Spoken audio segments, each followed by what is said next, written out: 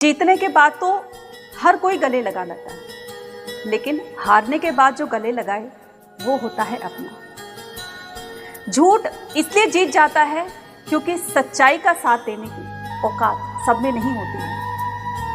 हम एक ऐसे समाज में रह रहे हैं जहां सुंदरता को रंग से देखा जाता है, जहां शिक्षा को मार्क्स से देखा जाता है और जहां सम्मान पैसे को देखकर दिया जाता है। दुख जब आता है ना तो उसको कोसो मत।